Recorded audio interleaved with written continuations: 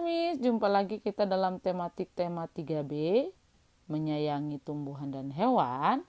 Namun saat ini kita masuk subtema 2, tetap manfaat hewan bagi kehidupan manusia di pembelajaran 3 sampai 4. Jika video sebelumnya kita sudah mempelajari pembelajaran 1 sampai 2, saat ini kita masuk ke pembelajaran 3 sampai 4.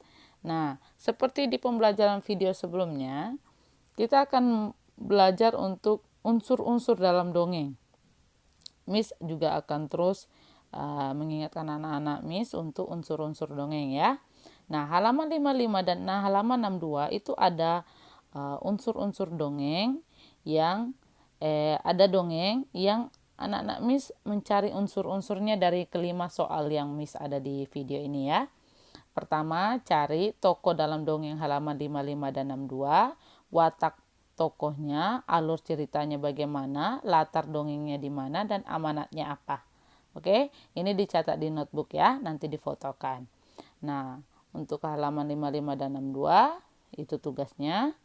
Lalu kita akan belajar tentang kata ganti iya dan nya ya di halaman 56.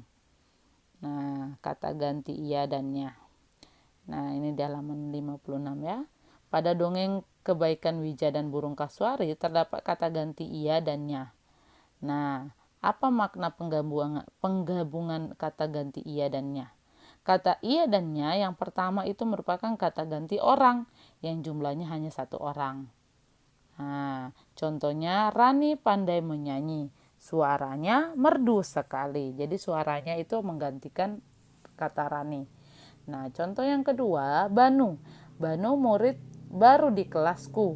Ia tinggal di Jalan Garuda. Nah, ini menandakan satu orang karena ia menunjukkan kepada Banu.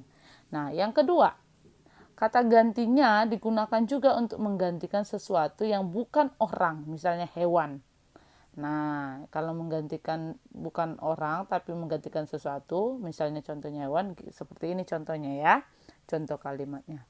Ayah memotong seekor ayam jago. Dagingnya akan dibuat opor. Jadi dagingnya itu maksudnya itu dagingnya ayam. Nya itu ya artinya ya. Oke.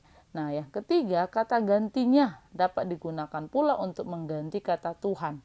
Tapi ingat penulisan kata gantinya untuk nama Tuhan ditulis dengan huruf kapital, N-nya saja kapital, Y dan A-nya kecil. Contohnya seperti ini. Tuhan penguasa seluruh alam.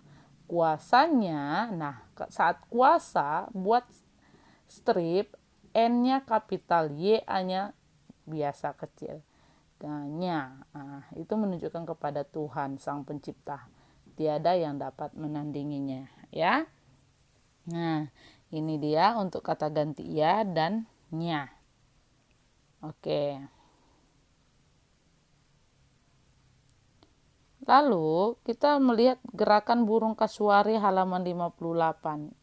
Gerakan pertama dan gerakan kedua. Nanti ini diperhatikan kembali ya bagaimana gerakan-gerakan burung ini ya. Oke. Nah, bermain lompat tali juga di halaman 61.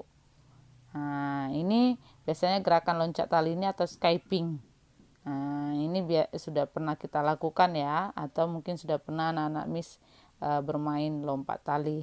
Modelnya yang lainnya ada seperti ini. Ada bisa dia yang sendiri, ada yang bisa berdua, ada yang bisa dia berempat bermainnya, ada yang bertiga. Jadi bisa semuanya ya untuk lompat tali.